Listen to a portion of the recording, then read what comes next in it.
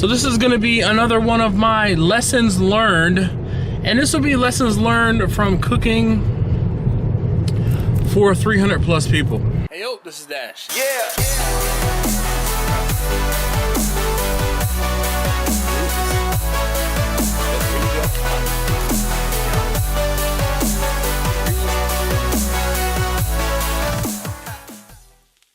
Hey yo, this is Dash, and I wanted to talk to you guys about, so you guys have seen the videos by now talking about me increasing the cooking capacity of my Bessie, the big smoker. So, but a couple of guys have asked me how that, you know, catering job went and things like that. So I want to talk about it real fast. Yeah. My goodness, if you didn't know or didn't realize, when I made that video talking about increasing the cooking capacity for the smoker, I made that video on Wednesday night into Thursday morning. On Thursday morning, I got up, I took my kids to school, and after I took them to school, I cooked, and I cooked all day. My cook started at about noon, and I wasn't done until about 2 o'clock in the morning. Everything. Now I cooked 16 individual pieces of pork shoulder. It was about 135, 140 pounds of pork shoulder. And then I cooked 10 briskets. It was 2 cases of briskets, and those briskets were another about 120 to 130 pounds of brisket. I don't remember off the top of my head, but it was over 120 pounds of brisket. So then I got the brisket and the pork shoulder done, and I got that stuff all in the house cooled, and I started processing it. I processed it basically all Friday, and actually had some help. I had some help come over, and my buddy Roger, good looking Roger, thank you Roger again for your help. My buddy Roger came over, and we got to town. We got to work.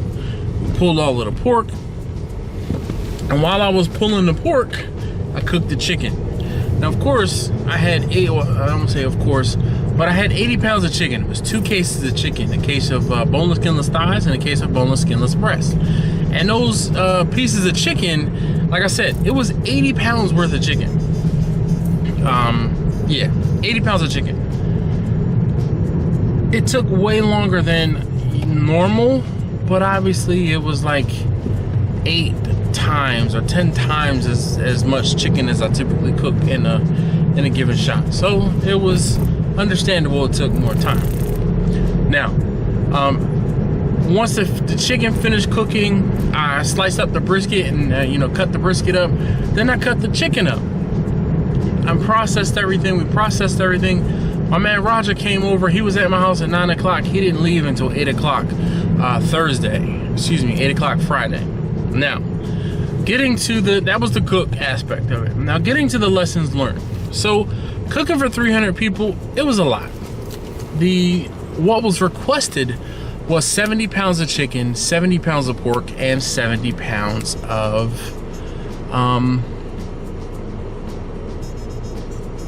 beef, right? 70 pounds of brisket. I'm sorry, brain fart there. So I did that. Now, alongside of cooking the 70 pounds of everything like that, I did, potato salad. I had 2 different types of potato salad. I had some string beans. I had baked beans. Now, one of the things that I did not have or did not do was bread, and that's one of the lessons learned. I should have tried to upsell bread, because I had people at the event asking for bread. I didn't have it. Usually or typically when someone has a budget, I try and stick to that budget for them, just not to be I don't want to ruin their budget, and I don't want to sell them stuff just to sell somebody something. Okay? So I did not upsell bread, but I had a lot of people asking about it, and I probably should have. Now, I have a little list of things that I'm not going to park there. I'm actually going to the market to get dinner. I need to get some buns for hamburgers and it needs a side. So, anyway. Come on, dude.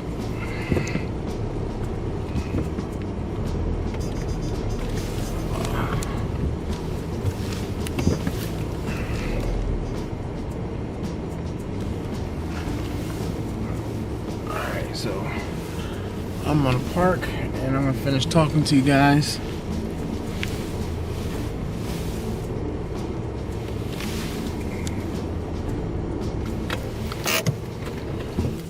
All right, let me get my list up.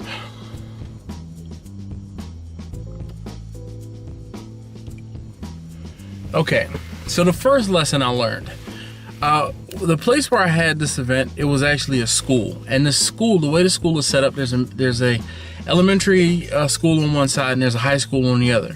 The kitchen actually is shared between the two spaces. So there's a wall that's in a big great room, and there's a wall down the middle, but the kitchen can go on either side. Because of this, what they did was they told the folks who were there for the event, hey, you can go on the elementary school side or you can go on the high school side, right? But the problem was I didn't know that I was going to need to set up food stations on either side. That was a problem, or very problematic to me, because I had to make sure I had twice as many utensils. I needed to make sure that I had twice as many racks, twice as many, containers for, warming pans. It was a stretch. I ended up having to, as opposed to being able to take, and like I said, I had string beans and baked beans. I had potato salad with egg, a regular potato salad. I had a coleslaw, and I also had a macaroni salad. Because I was only prepared for one station, or having one station, some of the things I ended up having to break into half catering pans and split up. So I was a little ill prepared, though I'm glad I carry extra things with me. I carried extra spoons, I carried extra racks, I carried extra pans, full pans and half pans, all right? If you don't use them, you take them home and you use them for the next event. If you do use them, you have them and you use them for the event, and the crisis averted. No one has to be, no one has to go and buy anything, which is the end goal. Okay. One of the other things that ended up happening was I was trying to help one of the young ladies who was there. She was cutting up some cheese. They were having like a little afternoon snack, but they didn't have a knife. And they're looking at me and I'm like, I've got my pocket knife. Other than that, no. So I told myself, the young lady there, I said, even though I don't need any knives, because of the fact that my stuff is already done. My stuff is already cut up, it's already chopped, it's already, boom, everything's sliced. I do all of that at home, so it's less for me to have to take. But I will always make sure that I have a couple knives. So one of the things that I learned, I just so happened to do it. When I typically cook chicken, and this is something for you guys to take with you, when I typically cook chicken, be it the boneless skinless thighs or the boneless skinless breast, I typically kind of let them almost get down to room temperature before I slice everything up. Well, just so happened I was standing talking to my man Roger as I was pulling the stuff out of the smoker while it was still hot, while it was still temped. I just squeezed it. Oh my gosh. When I say it made the world of difference, it pretty much pre-shredded everything so that all I had to do was basically do a quick chop, and it was perfect. It was perfect, for cooking everything that I had to cook. The next thing, make sure if you are warming up food that your ovens and your warmers are the first thing you turn on. Turn that stuff on before you even start unloading the car. Get in the kitchen, get that stuff going. The young lady who runs the kitchen at the school told me that she was going to leave the warming rack on for me. She said, oh, I'll leave it on for you, but before you leave, make sure you turn it off. I'm like, all right, cool, no problem. I will definitely do that. So I get in there and the warmer rack isn't on. It's showing 71 degrees. So I get in, I turn it on. I'm like, okay, cool, great. I turn it on, we unload the van. By the time I get, and this is my wife's van, not the new van. I ended up picking up the new van that afternoon after the catering event. My plan to buy the van and get it all squared away to use it didn't quite work out. you know, problematic. I couldn't get it home fast enough in order to get it done, but I picked it up that afternoon after the event. Now, back to the lessons learned. We got the van unloaded, my wife's van unloaded. We got everything inside, and then, okay, time for me to check the warmer. Well, the warmer went from 71 degrees to 91 degrees. And I'm like, all right, yeah, this seems like it's gonna take a while. Crap. So I told my man Roger, I'm like, yo, this thing is gonna be forever. It's not actually warming. He's like, no, it'll be all right, just, you know, let's get the stuff in there. So we put all the food in the warmer. Mind you, I get the food in the warmer and I start warming up on the stovetop. I start warming up my string beans and my baked beans. So we're probably like half an hour, 45 minutes into, and then I look back at the warmer and it's at 107 degrees. Yo, we've been here for an hour and this thing is only at 100 degrees. I needed I needed to get to 165 so that it can actually warm my stuff, right? So I'm like, all right, this is exactly what I need. This is great. So I take some food out of the warmer, and mind you, once I realized that I was gonna have to make up 2 different stations, I had to figure out the plan of attack. The plan of attack being that I needed to warm enough food to be able to set up 2 stations right away. My plan was to obviously set up 1 pan of moist brisket, 1 pan of lean brisket, 1 pan of pulled pork, 1 pan of pulled chicken, 1 full catering pan of string beans, 1 full catering pan of baked beans, and then the cold stuff I had was the macaroni salad, the potato salads, and the coleslaw, right? So I'm like, all right, I thought I had everything under control, like I said, until I got there and I realized I was gonna have to split everything up. So in splitting everything up, I had to put things into the oven to make sure I could get that stuff warm. The oven wasn't big enough for me to warm up 8 different pans, which is what I needed. And 8 full pans. I needed, you know, 2 pork, 2 chicken, which is 4. And then I needed 2 lean brisket, 2 moist brisket. This is another 4, okay? So make sure that you have enough space to warm up the things you need to warm up in a timely fashion. All right, another lesson learned. Getting back to my note here, obviously you need to make sure your things are already chilled.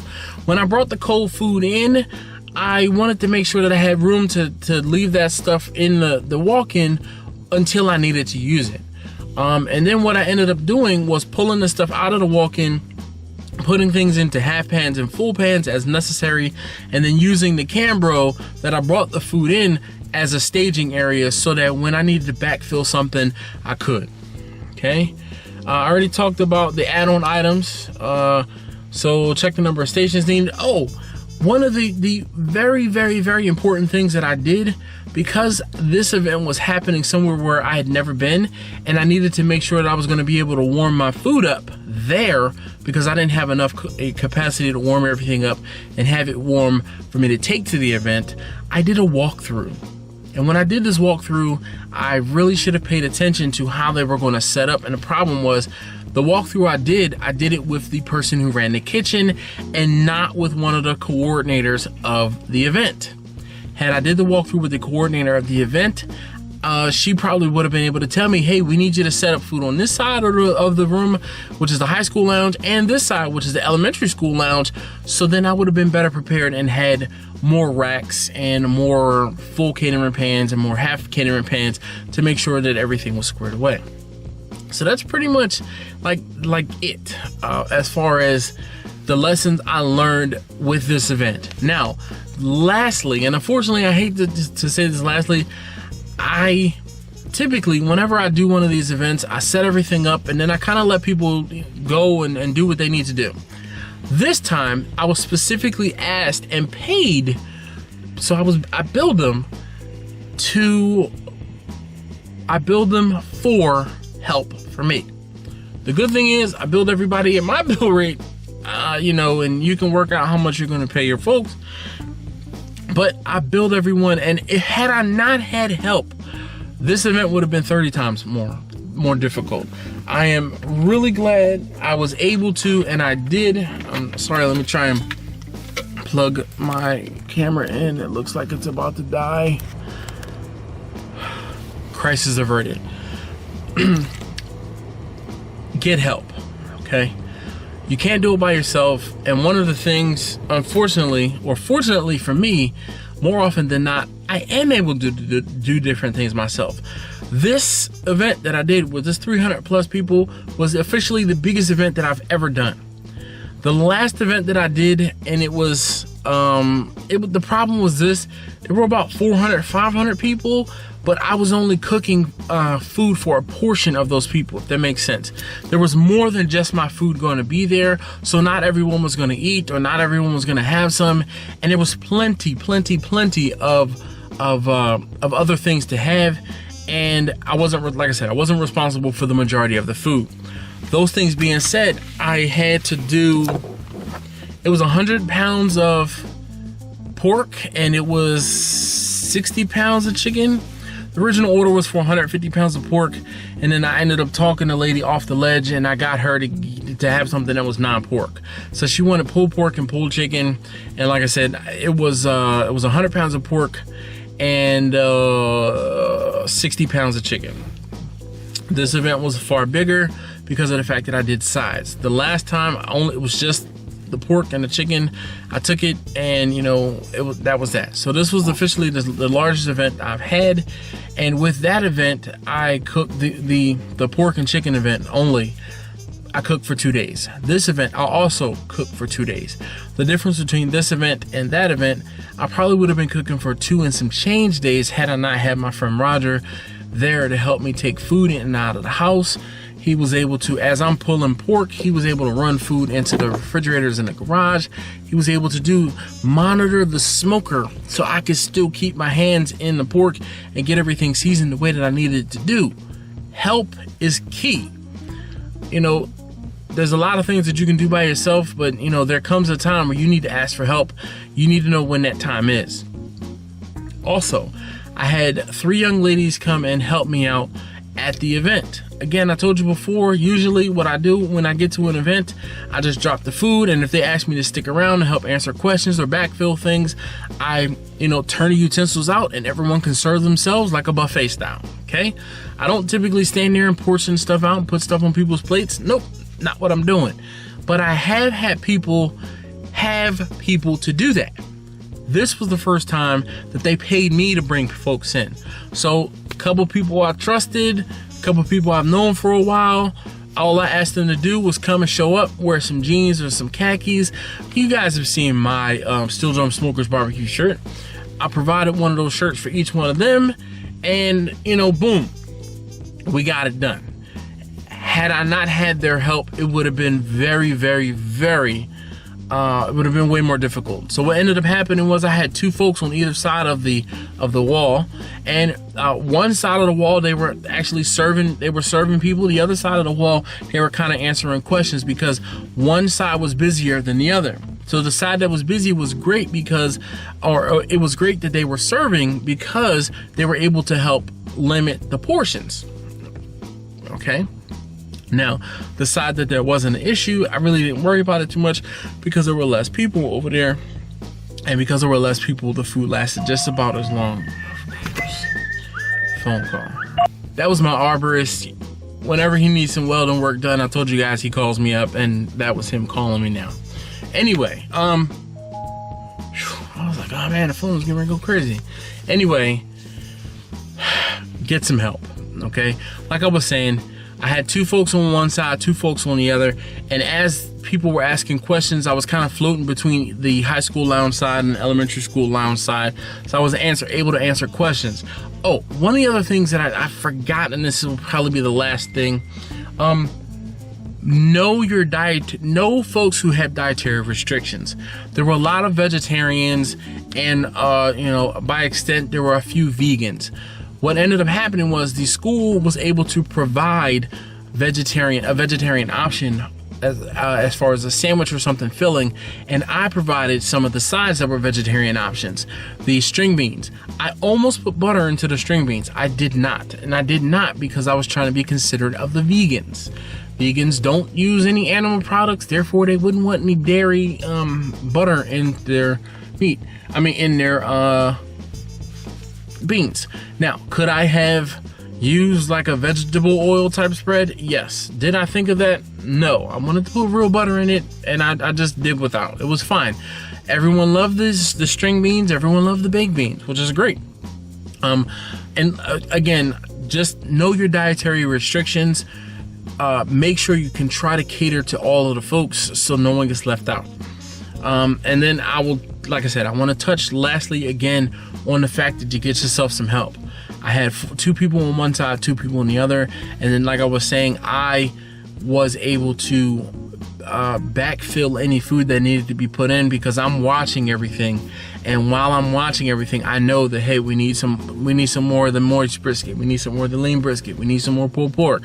We need some more chicken. Oh, we need some of the regular potato salad. Oh, the potato salad with egg is getting low. Hey, the coleslaw needs to be filled up. So I did those things while they focused on just handing out food, and it worked flawlessly. Flawlessly. That by far, you know, every event is my best event. Every event is my best event. This event was my best event. It was my best event because I stepped so far out of my comfort range that I had to hire folks. It was my best event because, you know, I was able to do some things that I never thought I was going to be able to do. I definitely